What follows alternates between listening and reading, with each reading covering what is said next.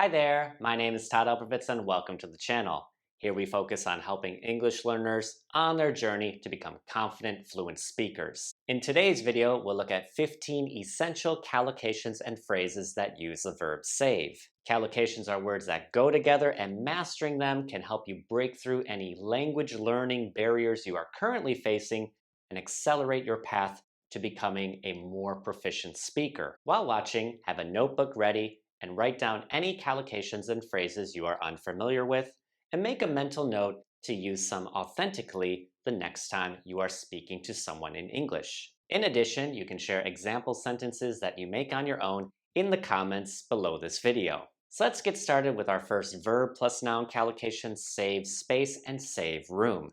Save space means to not fill up all of a space, to not fill up all of an area, or to not fill up all of something that can contain or hold objects. Here's the example: rolling your clothes can save space in your suitcase. So when you pack a suitcase, rolling your clothes will use less space, leaving you more space in your suitcase to either carry more clothes, to carry gifts for the people you are visiting, or to leave space open for things you intend or don't intend to buy on your trip so that you can carry them back home. Save room is very similar to save space, and in addition is most often used in informal speech to mean to leave additional space in your stomach for the upcoming courses of a meal. So you don't want to order too many appetizers because you need to save room for your entree or main dish. You'll often hear speakers say, save room in your stomach for dessert. Because really, how sad is it to see such a lovely dessert and to be too full to eat it? Truthfully, however, there's always room for dessert, so don't worry about it. The next two collocations are save water and save electricity. These simply mean to use less water and to use less electricity. You can save water by taking showers instead of baths. A shower uses about 2.5 gallons of water for every minute you are showering, while a bath usually uses over 30 gallons of water each time. Our example sentence for save electricity says, switch off the lights when you leave a room to save electricity. Hey now, I'm still here. That's better. These two collocations are save energy and save the environment. Save energy means the same as save electricity. Here we have using a fan instead of air conditioning can save energy. Save energy can also mean to save your own energy, meaning the energy you put into things such as your work, your studies, or any physical activity. To save the environment means to protect the environment, to not waste natural resources, to not destroy natural habitats, and to stop or reverse any harm that is currently being done. This says, use less fossil fuels to help save the environment. We can use less fossil fuels when we carpool or take public transportation, and we can lower our electricity usage to help save the environment. Next is our collocation save lives. This means to stop someone from dying or to stop someone from being killed. This example sentence says, the smallpox vaccine has saved countless lives. Smallpox is a virus that gives people high fevers and rashes and is estimated to have killed upwards of 90% of Native Americans when it was carried over by European colonists to the Americas. In modern days, it is believed the vaccine has prevented about 5 million deaths a year, and the last known natural case was in 1977. Our phrase saved someone's life has more than one meaning. Our first meaning is to prevent someone from dying or to prevent yourself from dying. This says a lifeguard saved the boy's life by pulling him from the water. Our second definition of save someone's life is to provide someone relief from boredom or to save someone from a difficult or embarrassing situation. This example says, thanks for covering my shift, you saved my life. So in this case, the speaker perhaps didn't have to make a difficult choice of canceling his or her plans or prevent being in trouble at work for not being able to come in for his or her shift. And our final definition of save someone's life is when someone is so bad at something that they can't do it to save their life. This says, I can't use Microsoft Excel to save my life. In this example, the speaker is telling the listener that they are really awful at using Microsoft Excel. they can't use it to save their life.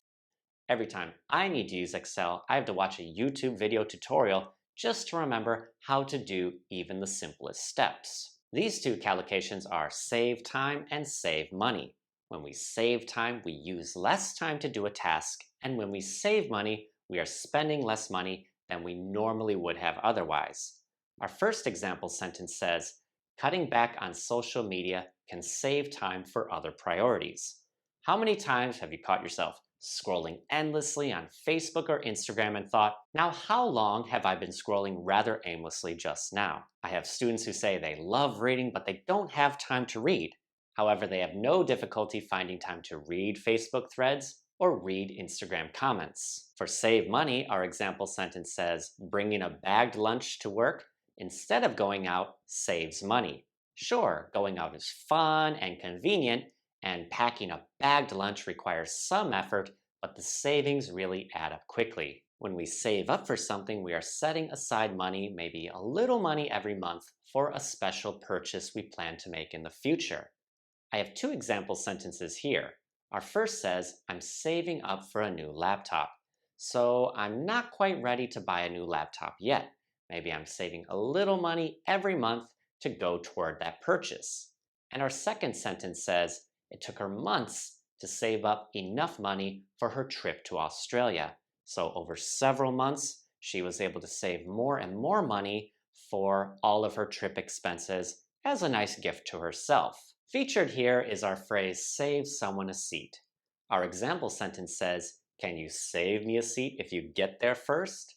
This means if arriving somewhere separately, the first person to arrive will pick a seat for himself or herself and keep an empty seat available until the other person arrives.